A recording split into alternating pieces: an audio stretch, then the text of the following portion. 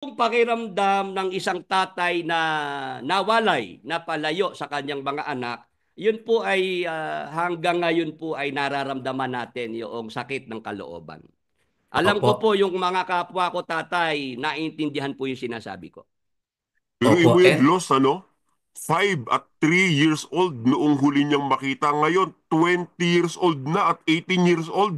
Tama ba, Brad Willie? opo, Yes, at maidagdag ko lang mga kasama. Alam niyo ba noong yan nga ay pumunta ng Singapore? Ako'y pumunta din doon eh. May video niyan eh kung napanood niyo. Pinlay nila sa Apalit sa Pasalamatan.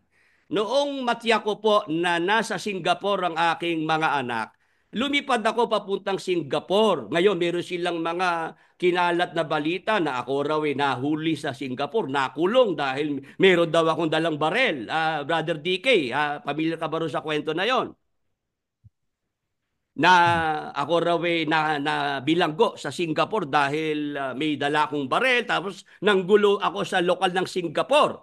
Ay ano po yan, meron pong video niyan na ang sabi ko, hindi ako makikipagdebate. Ang sadya ko lang dito yung aking pamilya, yung aking mga anak. Ilitaw nyo sila. Alam nyo ang ginawa? Pinakita sa pasalamatan ng video, tinanggalan oo. ng audio.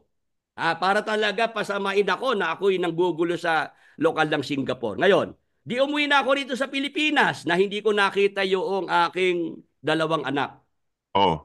2 linggo, araw-araw ako po ay nasa airport.